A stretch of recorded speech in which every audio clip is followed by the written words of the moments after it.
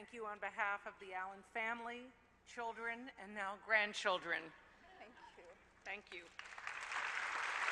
Thank you.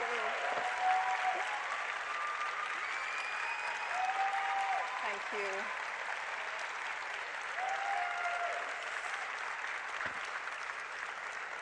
You're not alone.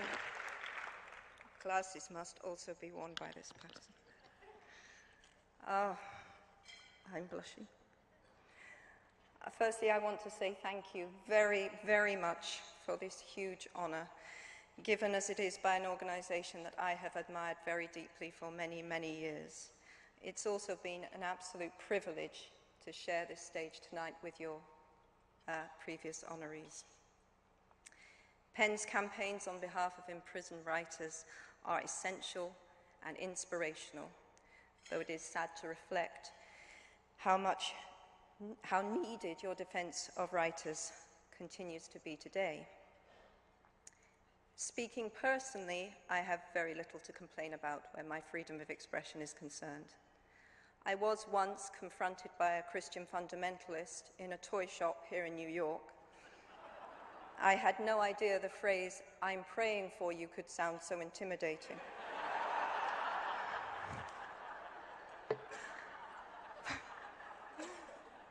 A bomb threat was once made to a store at which I was appearing. The premises were searched, nothing was found, the event went ahead. And the Harry Potter books have figured frequently on lists of the most banned. But as such lists feature many of my favorite writers, I've always been very flattered to be included. Of course, I can afford to take these things lightly, protected as I am by citizenship of a liberal nation where freedom of expression is a fundamental right. My critics are at liberty to claim that I'm trying to convert children to Satanism, and I'm free to explain that I'm exploring human nature and morality, or to say you're an idiot, depending on which side of the bed I got out of that day. However, I've never taken these freedoms for granted. In my 20s, I worked for Amnesty International, where I learnt exactly how high a price people across the world have paid and continue to pay for the freedoms that we in the West sometimes take for granted. In fact, I worry that we may be in danger of allowing their erosion through sheer complacency. The tides of populism and nationalism currently sweeping many developed countries have been accompanied by demands that unwelcome and inconvenient voices be removed from public discourse. Mainstream media has become a term of abuse in some quarters. It seems that unless a commentator or a television program, channel or a newspaper reflects exactly the complainant's worldview, it must be guilty of bias or corruption. Intolerance of alternative viewpoints is spreading to places that make me, a moderate and a liberal, most uncomfortable.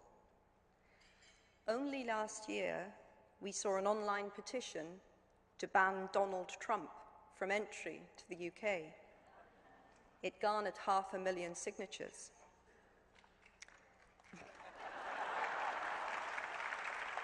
Just a moment. Now, I find almost everything that Mr. Trump says objectionable. I consider him offensive and bigoted, but he has my full support to come to my country and be offensive and bigoted there.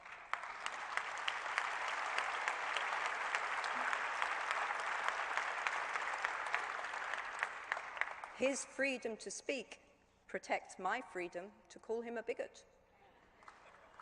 His freedom guarantees mine.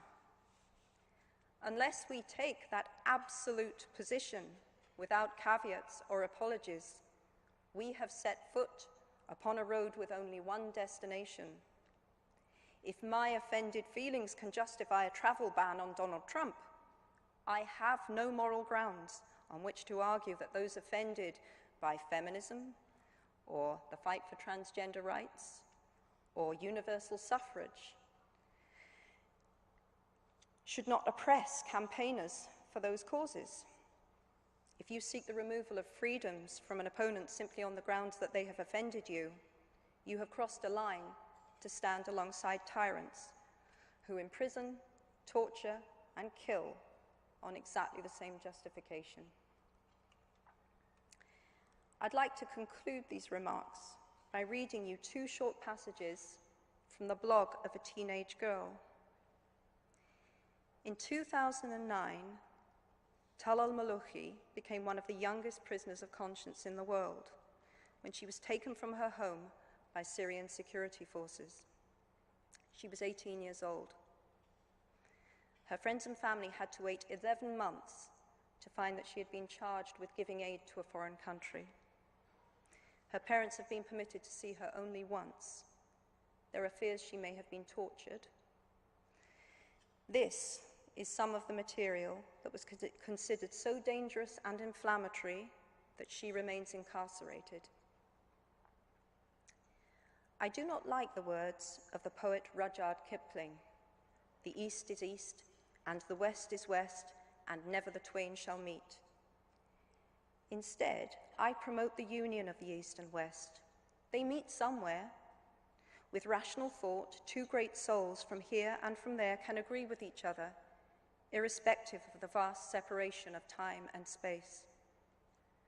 Oh, my brother human, if I disagree with you in thoughts, principles, or beliefs, does this deny the fact that we are both human? All you and I have to do is to respect each other. Tolerate the views of your opponents coolly and patiently. While listening to them, do not think to respond before listening to all opposing opinions. I repeat that beautiful plea for plurality, tolerance, and the importance of rational discourse in the hope that Talal Malouchi will soon be freed. In the meantime, long may PEN continue to fight for her, for the freedoms on which a liberal society rests, and without which no literature can have value. Thank you very much indeed. Thank you.